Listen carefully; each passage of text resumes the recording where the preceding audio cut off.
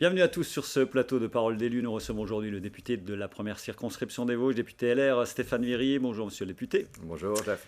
De quand date votre engagement dans la vie de la cité, comme disaient les Grecs anciens? De l'adolescence, je présume, avec un goût pour autrui, un goût pour la France, la volonté de réfléchir un peu à l'organisation sociétale, puis ça s'est mis en place comme ça. Je pense que j'ai ça en moi. Des valeurs de droite tout de suite ou vous avez fait des allers-retours comme beaucoup Non, de... enfin, qu'est-ce que la droite? C'est un vrai sujet. Après, moi, j'aime les ordonnancements un peu dynamiques, un peu responsables, un peu progressifs. J'aime la reconnaissance de la vertu, j'aime le respect, j'aime l'initiative. Donc, c'est peut-être davantage des composants de la droite. Après, je peux avoir des vrais regards pour l'égalité des chances, pour le partage, pour la solidarité, donc des vraies valeurs de gauche. C'est le Pour gaullisme résumer, social cher à votre maître à penser, ouais, évidemment, Philippe Séguin. Oui. ouais, Philippe Séguin, bien sûr. Moi, j'ai été baigné dedans très jeune, 19 ans avec Philippe Séguin, et cet homme m'a construit, m'a façonné. Je l'ai observé, je l'ai écouté, j'ai vu le regard qu'il avait par rapport à la France, un degré d'exigence. J'avoue qu'il m'a beaucoup façonné dans ma façon de penser, et dans la colonne vertébrale qui peut être la mienne. Après, lorsqu'on est jeune, on essaie un petit peu de regarder ce qui s'est passé. J'aime beaucoup l'histoire. De Gaulle, au sens où il a cherché à réconcilier la France dans l'après-guerre avec le capital et le travail, sur la participation, m'a aussi beaucoup inspiré. Après, je ne suis pas nostalgique. De Gaulle, c'était avant. Désormais, il s'agit de regarder le XXIe siècle. Donc, je pense que je suis un peu un mixte de tout cela. Sachant que Général de Gaulle, tout le monde en parle aujourd'hui, hein, à gauche comme à droite. Un mot comme nous le faisons toujours sur vos indemnités. On va voir le tableau. Elle s'élève à 7 240 euros brut en tant que député. Et s'y ajoute 1 940 euros brut en tant que conseiller départemental. Alors sur les indemnités de député, il y a aussi des avances, des crédits. Vous n'êtes pas au plafond. Le plafond légal, je crois qu'on l'a marqué sur ce tableau, effectivement, c'est 8 434 euros net par mois. Qu'est-ce que ça vous inspire? C'est un sujet qui fait débat chez les Français avec ce plafonnement évidemment, et puis ce Mais statut de l'élu. c'est un sujet qui forcément fera débat. Il y a encore des Français qui considèrent que la fonction d'élu devrait être gratuite. Mais si aller chercher de la fonction élective repose sur la gratuité, ça signifie que seuls les rentiers pourront s'occuper de la vie politique. La vie publique, l'engagement électif, c'est une vraie réelle activité. Il suffit de regarder ma densité d'activité, mon agenda, pour s'apercevoir que mes 5 620 euros nets en tant qu'indemnité de fonction parlementaire et 1 545 en tant que conseiller départemental correspondent à un rythme, à un engagement, à une façon de faire et une volonté de faire bouger les choses. La démocratie, elle a un coût. L'engagement politique a un prix. Raisonner autrement, c'est faire du populisme, c'est ne pas admettre la vérité des choses. Ou à défaut, on réserve la vie politique, comme je le disais, soit aux retraités, à celles et ceux qui ont un revenu de remplacement Au d'avant, risque de ne plus avoir soit tout aux le rentiers. spectre de la société, Où évidemment. effectivement, c'est un véritable choix de se présenter au suffrage universel, de prendre le risque d'être battu ou d'être jugé. Il y a forcément une rémunération, une contrepartie de l'engagement qu'un homme ou qu'une femme doit donner. Donc je comprends que ça pose question. Moi, je suis tout à fait favorable à la transparence et à l'information comme vous le faites, parce que pour moi, c'est la base de la relation de confiance, c'est le point de départ de la relation du mandat avec les délégants, c'est-à-dire avec les électeurs. Mais quand on donne cette information sur la rémunération de la fonction, il faut aussi donner les Bien informations sûr, c'est l'idée. sur ce qu'est la fonction, son sens et son utilité pour la société, pour l'intérêt général. Vous l'avez bien fait. Vous avez soutenu la candidature de Xavier Bertrand, ça n'a échappé à personne lors de la primaire de votre parti. Xavier Bertrand, donc le président des Hauts-de-France, éliminé au premier tour. Victoire au final de Valérie Pécresse. Quelle est votre analyse globale de ce scrutin? On va d'abord partir d'un chiffre, c'est un peu plus de 100 000 votants.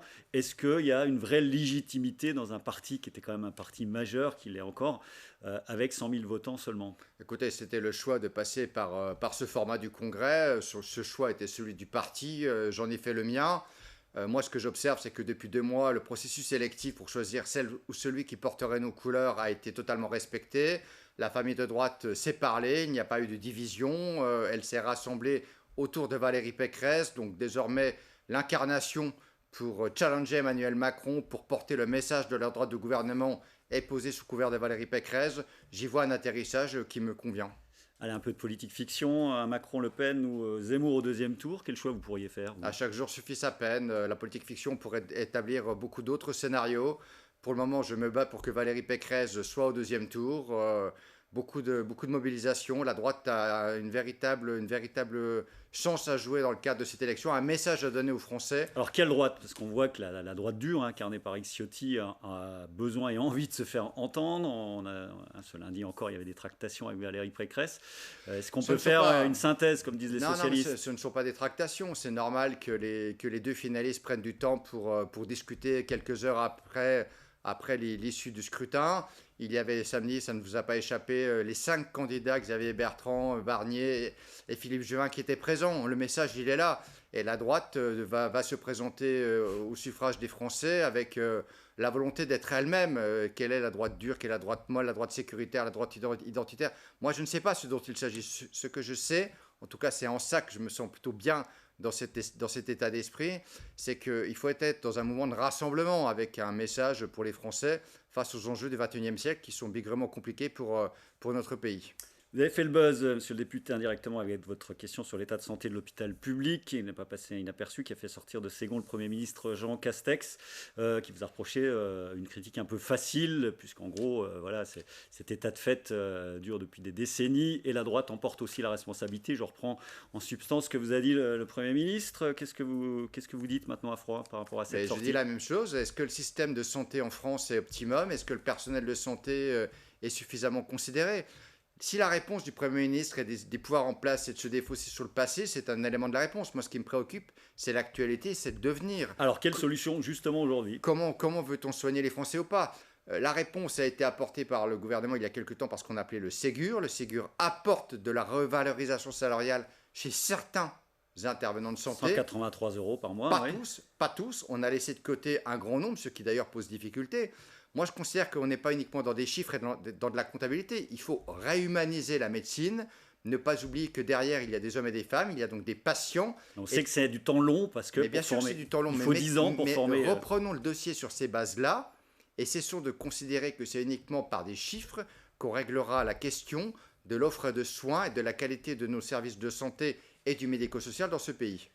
Alors, on va faire le petit bilan de votre mandat de député, votre premier mandat. Qu'est-ce que vous avez aimé, pas aimé? Sur quoi vous avez beaucoup travaillé? Alors, c'est cette droite sociale dont on parle, c'est-à-dire tout ce qui est social et sociétal vous a touché de près de loin. Allez, en 30 secondes, comment est-ce que vous avez vécu ce premier mandat à l'Assemblée nationale? Plutôt bien, plutôt des belles surprises. Lorsque je suis arrivé en juillet 2017, j'ai assez rapidement trouvé mes marques à l'Assemblée. J'ai facilement trouvé la façon de m'exprimer. Je pense désormais avoir une voix respectée à Paris, à l'Assemblée et ailleurs, dans les cercles de pouvoir. Vous portez le message des besoins des Vosgiens, évidemment. Oui, bien sûr. C'est une des missions d'un député, défendre son territoire, faire avancer des dossiers, défendre des causes, mais c'est surtout un élu national qui est là pour tenter de faire avancer des sujets nationaux, pour contrôler la politique du gouvernement. Ça sert à ça, l'Assemblée nationale. Donc poser des questions au gouvernement, faire des propositions, l'interpeller. Donc un député d'opposition a autant de poids qu'un député de la majorité. Mais avec beaucoup de perfidie, je vous dirais peut-être plus, parce qu'on a la liberté de ton, un député de la majorité, il est souvent obligé de s'aligner.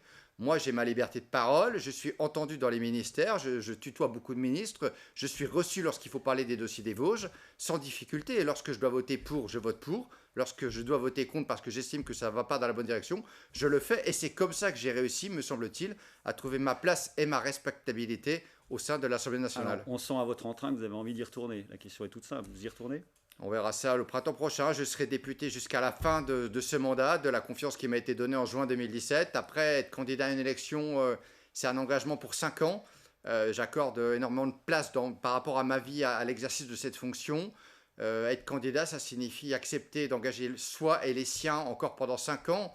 J'avoue que je suis plutôt à l'aise dans la fonction. J'avoue que j'ai encore des dossiers à porter. Donc, je vous mentirai en disant que je vais cesser là. Mais ma décision d'être candidat, je la finaliserai au printemps prochain. Allez, vraiment en 30 secondes, vous êtes également un nouveau conseiller départemental. Vous nous avez dit pendant la campagne que pour vous c'était complémentaire et même évidemment complémentaire. Vous confirmez quelques mois plus tard? Oui, je confirme. À l'évidence, les sujets que je traite à Paris, je les déploie également sur le plan départemental, surtout dans le social comme vous me l'indiquez, mais également sur d'autres, l'industrie, l'attractivité du territoire. Donc cette complémentarité que j'évoquais avant, je le confirme désormais que j'exerce la fonction. Stéphane Viry était notre invité aujourd'hui pour Parole d'élu. Merci beaucoup, monsieur le député. Merci à vous. À très bientôt. On se retrouve lundi prochain pour un nouvel entretien politique.